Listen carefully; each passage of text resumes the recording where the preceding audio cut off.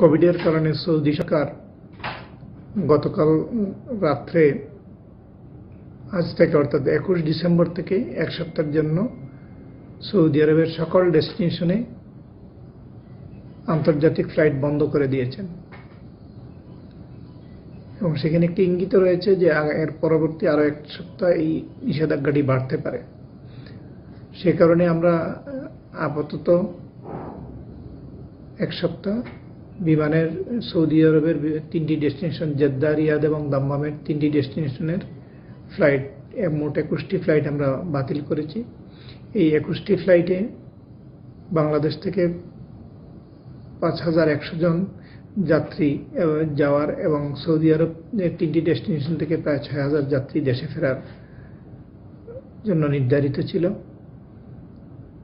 তাদের সকলের কাছেই বাংলাদেশ বিমানের টিকিট আছে।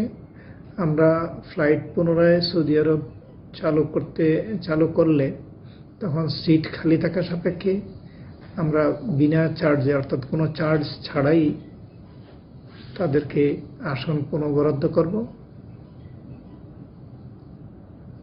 আমরা আগেও এটি করেছি। আমরা পরবর্তীতে এটি ফ্লাইট চালু হলেও একইভাবে আমরা আসন বরাদ্দ করব। আমি দুঃখ আর এই অসুবিধার জন্য দুঃখ প্রকাশ করছি এবং আমরা এখানে আমাদের নিয়ন্ত্রণের কিছুই নেই, এটি সৌদি সরকারের সিদ্ধান্ত। আর আমরা আশা করছি যে শীঘ্রই এই নিষেধাজ্ঞাটি উঠলে আমরা ফ্লাইট পরিচালনা করব এবং যাদের কাছে আমাদের টিকিট রয়েছে তাদেরকে আমরা তাদের গন্তব্যে পৌঁছে দিতে পারব।